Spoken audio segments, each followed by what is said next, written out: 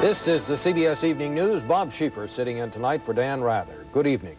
What could be a new problem for John Tower's nomination to be Secretary of Defense surfaced today. It concerns new questions about Tower's personal behavior during the time he was conducting arms negotiations for the United States in Geneva. And it turned up, apparently, during an investigation into other matters that was being conducted by the government's Office of Personnel Management. David Martin reports. The latest allegation to surface about John Tower's personal life appears in the report of an official investigation into suspected security violations at the American delegation to arms control talks in Geneva. The report quotes the chief security officer for the Arms Control and Disarmament Agency as saying Tower maintained secretaries in Geneva as mistresses during the time he was chief negotiator for talks to reduce long-range nuclear weapons. A spokesman for Tower denied the allegation, saying it's just not true. Sources said the Senate Armed Services Committee, which is considering Tower's nomination to be Secretary of Defense, has already investigated the allegation and been unable to confirm it. But the ranking Republican on the committee said it is still under investigation and gave no hint of what has been found. In fairness to Senator Tower and all others involved in this, until the evidence is in, I have no comment. Still, a House committee chaired by Congressman John Dingell seems likely to continue the investigation into Tower's conduct in Geneva, no matter what the Senate does. Just 2 days ago, Ken Edelman, former head of the Arms Control and Disarmament Agency, wrote a newspaper column praising Tower as a negotiator, but saying his lack of discretion proved troublesome. It did raise questions about his overall judgment and probity. What I said in the column was that this kind of behavior was known at the time, was known since, and has been investigated thoroughly. The allegation that Tower kept secretaries as mistresses could undermine his ability to lead the armed services. If a man or woman in uniform had an affair with a subordinate, it could lead to a court-martial. Bob? Well, David, the latest FBI report is due out early next week. Any sense of what's in it? Well, we're told that there are no smoking guns in there, but it's not at all clear that this report is going to dispel this cloud of rumor that surrounds Tower's personal life. The White House said again today, of course, that it still stands by Tower, but my sense of it, even though nobody on the committee is willing to say so for the record yet, my sense of it is that the Republicans on the Armed Services Committee would be very relieved if Tower's name were withdrawn. What sense do you get at the Pentagon? Well, the officials I talked to here, I think, would be equally relieved if the nomination were withdrawn. That's not necessarily because they think Tower is unfit for the job. It's just because he's gotten off to such a bad start. They wonder how effective he can be, particularly when it comes to dealing with Congress. Thank you, David. President Bush went out campaigning again today for his trillion-dollar federal budget, but Democrats in Congress accused him of selling only the bright side. White House correspondent Leslie Stahl now with that. In St. Louis today, President Bush announced he'll host a budget summit at the White House next Tuesday with congressional leaders. I am committed to working closely with my friends on the Hill. But some of those so-called friends aren't buying Mr. Bush's soothing language. We have sensed, however, that games are being played by Mr. Darman and by the White House. And if games are being played, the American people are the ones that get hurt. What's getting on the Democrats' nerves? Their suspicion that Mr. Bush is setting them up to be blamed for any pain that results from a budget deal. They say the president is going around the country, today was his third trip this week, selling the programs he wants to beef up, never once mentioning cuts, the sacrifices implicit in his budget. It increases funding for the Head Start program. We need a president who will deal with real issues, real problems. The country desperately needs that. Mr. Bush looked like he was headed towards that. Then all of a sudden now he's veered off into the political track and trying to just be Good News Joe. Congressional Democrats complain that while President Bush was on the road with his Emphasize the Positive sales campaign, White House officials were steadfast in refusing to define specific budget cuts, even in private meetings. Said one source, the black hole remains the black hole. Leslie Stahl, CBS News, the White House. One of the budget items that President Bush talked up in St. Louis today was more spending on education. But the question is, will the increases come at the expense of students who need help the most? And White House correspondent Wyatt Andrews now has more on that. At St. Louis's inner-city Beaumont High School, they want George Bush to be the education president, but don't think his budget will make that happen. In these urban classrooms, where 80% of the students come from welfare families, they have seen the president's budget and don't like it. We have problems in terms of teenage pregnancies. We have problems with dropouts. And there's very little money provided federally for those problems. It is the complaint of the inner-city schools that Mr. Bush's visit here to this mostly white, quite rich, and private university is the mirror image of the president's priorities in the education budget. The president would increase education spending next year, but almost all of that, $500 million, is cash grant money, incentive funds designed to encourage the use of magnet schools, or to reward good teachers, or to promote innovative programs. St. Louis officials predict those grants will go to the richer, more suburban schools at the expense of the inner cities. More money is going to those schools that are doing well. For instance, magnet schools are schools that service very few students. They already possess a disproportionate share of the resources in most communities. To minority Americans, this budget says education means opportunity, and bigotry will not be tolerated anywhere in the United States of America. Officials in St. Louis fear a growing gap between the president's rhetoric and inner-city reality as Mr. Bush identifies his spending priorities and makes plans to freeze the rest. In the inner cities, that means cuts in old programs they've counted on before, while the education president spends the new money somewhere else. Wyatt Andrews, CBS News, St. Louis. Prince of Wales came to Washington today. He took his afternoon tea at the new home of Vice President Dan Quayle. Tonight, he will dine with George and Barbara Bush at the Camp David Presidential Retreat. Prince Charles will go on to Florida tomorrow to play polo for charity. And still to come on the CBS Evening News, Bob McNamara on the ugly spread of a new menace, crack, and David Browning on the happy return of an old dance, tap.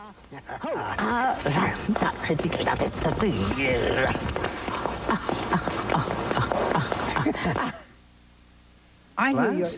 There must be an echo in here. The best. We guarantee it. A member of the Sears Financial Network. Iran's president said today that the author of the Satanic Verses could be pardoned if he apologizes for insulting Islam, and the Iranian ambassador in London said Ayatollah Khomeini's death sentence against writer Salman Rushdie was purely a religious statement and not meant to be taken literally. Still, the Ayatollah's word has struck fear into the hearts of booksellers, publishers, and governments. America's biggest bookstore chains, Walden Books and B. Dalton, ordered the novel off their shelves for security reasons. Canada said it'll ban further imports until it can decide whether the book violates a ban on hate literature. There is growing evidence that the nation's crack cocaine epidemic is taking a new and dangerous turn. Some of those violent street gangs from Los Angeles are now trafficking in drugs in cities far from their own turf. We have a report tonight from Bob McNamara. The cuffs, the cops, the guns, the plan, an all too familiar one. It's another night, another crack raid. But this is not New York, Los Angeles, or Detroit. This is Oklahoma City.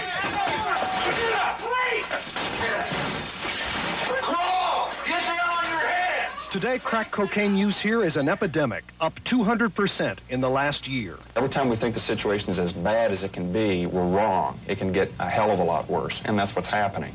I don't think we have a lot of time. As many as 10 times a week now, and again this morning, Oklahoma City police raid crack houses. Even during the searches, buyers appearing at the door. Come on in. Come on in. Please, don't even think about it. It seems like you take off one of these people, and there's two to take their place. You're talking probably 200 plus crack houses, plus in the neighborhood of 3,000 dealers. But Oklahoma City's not alone with the crack nightmare. The FBI now saying that Los Angeles gangs have franchised crack operations in more than 25 cities.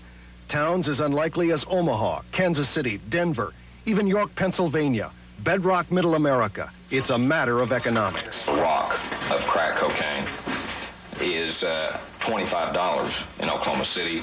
In LA, you can probably buy the same rock for $5 or $10. And yet, no matter how much is seized, no matter how many are prosecuted, The demand is very high, and the supply seems to be endless. Not just stealing guns, TVs, and jewelry to feed their habits, Oklahoma junkies swap meat and food stamps, too. I'd stay high, I'd say 11 hours a day, 11, 12 hours a day, and then I'd get burnt out on it and go to bed and wake up and do some more. Unfortunately, we are not winning the war on drugs. I can say we will win that war. In a Bible Belt city where oil riches flow to the state capitol steps, the crack epidemic has brought a gusher of grief. Police not worried about a drug explosion this summer. They're too busy trying to make it through the night. Bob McNamara, CBS News, Oklahoma City. After days of courtroom squabbling involving the judge, defense and prosecution lawyers, and the Justice Department, all sides agreed today to try to go ahead with the Iran-Contra trial of Oliver North. The jury has been told to report to the courtroom next Tuesday morning.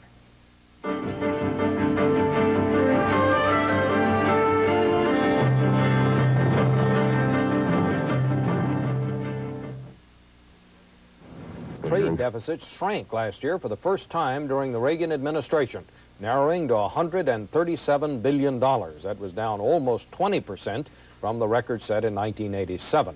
But this nation still buys far more than from other nations, and it sells. And as business correspondent Ray Brady reports tonight, the battle over a fighter plane demonstrates the problems ahead in the economic war. On the nation's docks, mixed news. The U.S. trade deficit dropped during 1988, but most of that improvement came early in the year, not now. Over the next few months, the trade deficit is probably going to go higher. Americans are just going to have to stop buying foreign goods in the quantities they have been. But what about foreign nations buying more from us? Japan's beefing up its Air Force, but instead of buying F-16s from the U.S. and helping cut that deficit, Japan wants to buy F-16 technology and make its own plane. Whatever airplane they build will cost 2 or 3 times as much as it would cost to buy an American plane. The notion that the world's, or at least the Western world's second largest economy is going to be satisfied buying somebody else's airplane off the shelf just doesn't fit with reality. The F-16's maker, General Dynamics, will get $440 million for helping build the Japanese planes, with some more money to come. A far cry, though, from the estimated $10 or $11 billion it could get selling planes. Aircraft is the one industry where the U.S. reigns supreme. But selling F-16 technology could make that business go the way of the TV set and the VCR, say critics. The United States is proposing to pass a great deal of technology to Japan, which will help to create a formidable competitor in the aircraft industry. Japan hasn't built a fighter from scratch since the deadly zero of World War II. But it has been assembling the American F-15 under license, and it could build the new plane without help, leaving the U.S. completely in the cold. The options are that we get half the package or we get nothing. That's an old saying that half a loaf is better than none. But we've got to be careful that we don't end up with crumbs. One figure in today's trade report may darken President Bush's trip to Tokyo. It shows that in December, our trade gap with Japan widened even more. Bob? Thank you, Ray. The Bush administration cast its first veto at the UN today. It killed a Security Council resolution deploring Israel's treatment of Palestinians in the occupied territories. The U.S. delegate said the measure lacked balance and would not help the peace process. The U.S. Embassy in East Beirut has been caught in the crossfire all week as soldiers of the Lebanese army fought turf battles against Christian factions. No Americans hurt, but today, U.S. Army helicopters evacuated about a dozen people from the embassy and flew them to Cyprus. About 25 Americans remain on duty in the heavily fortified embassy compound. So far, at least 57 people have been killed in the fighting.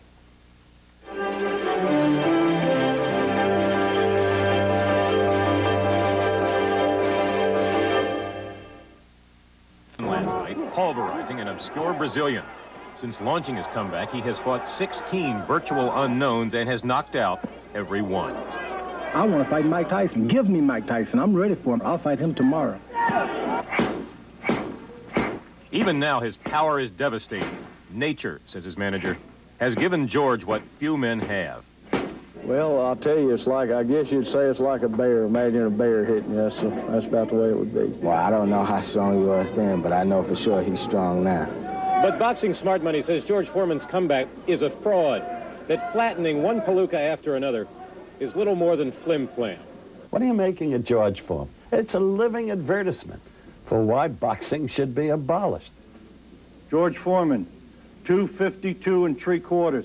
For George Foreman, the road back is long and lonely.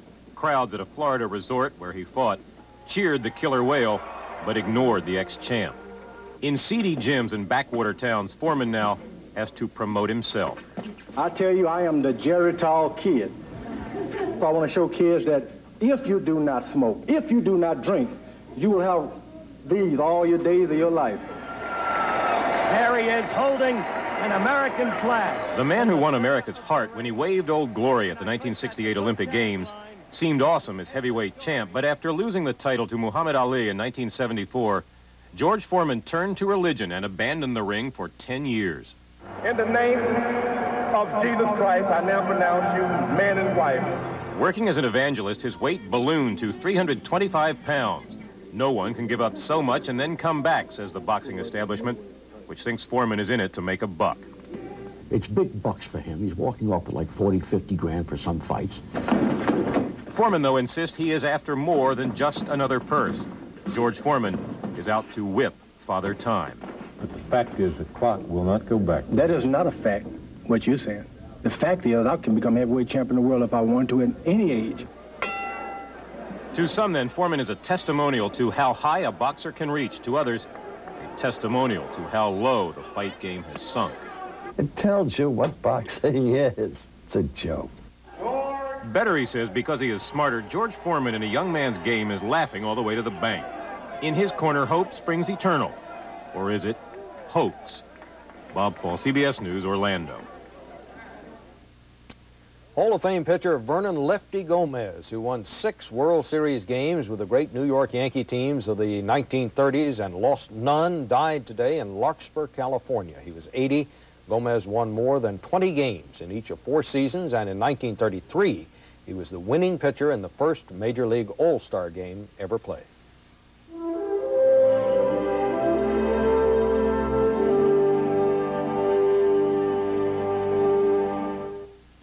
House of Representatives is considering a resolution which would make May 25th National Tap Dance Day. That is the 111th anniversary of the birth of the great dancer Bill Bojangles Robinson. Well, as David Browning explains, there's a kind of reveille for taps this year. Dances come and dances go, but there's one dance form America keeps coming home to. We are talking tap.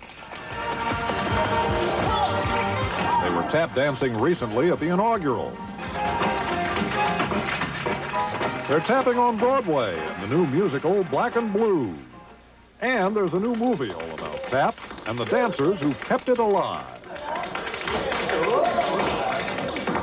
Great artists are finally getting the kind of recognition that they've deserved for so long. It just makes me feel very good that their time has come around again. Da da da da da da. Artists like the Nicholas Brothers. They are tap's greatest living heroes, celebrating 60 years of very fancy footwork. There they are in 1935. Their parents were in vaudeville. And I'd watch the performers on stage, and I'd look up there and say, they having fun up there. I'd like to be doing something like that.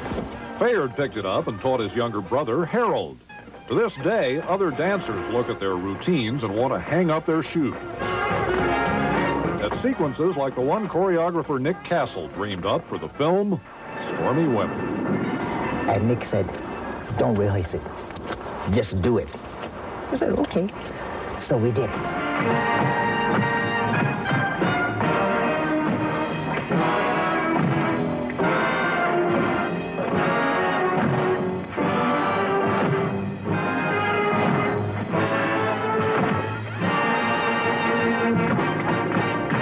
I thought it was going to be hard, but once I got into it, you know. Tell us what happened on the... Wait a minute, let me say. Go ahead, tell him. No, I said, why don't you tell him what happened at the rehearsal of orchestra-wise? Orchestra-wise, yeah. Nick said, Harold, I want your brother to go on the wall and jump up and come off. Then you go over the other wall and walk up the wall into a back flip, down into a split. I says, I'll see you tomorrow.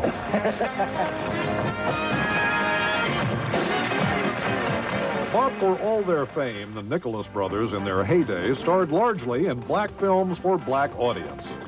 Actress Tallulah Bankhead once told them, if you were white, you'd be dancing with Ginger Rogers. She was right.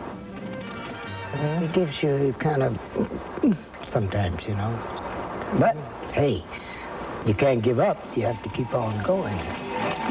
Tap does keep going on in classes around the country. Blacks and whites, young and old, try it. Teachers inspired by the Nicholas brothers, like Gregory Hines, passing along their art. A grace that they had and a flair. There was no one who could do it like the Nicholas brothers could do it. That's the secret of it, to enjoy it. And Fayard at 70 and Harold at 64 are still tapping. Only difference now, no acrobatics. Easy on the splits. David Browning, CBS News, Woodland Hills, California.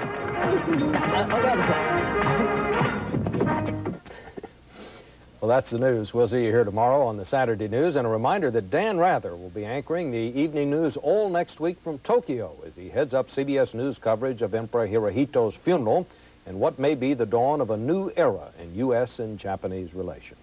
I'm Bob Schieffer. Good night.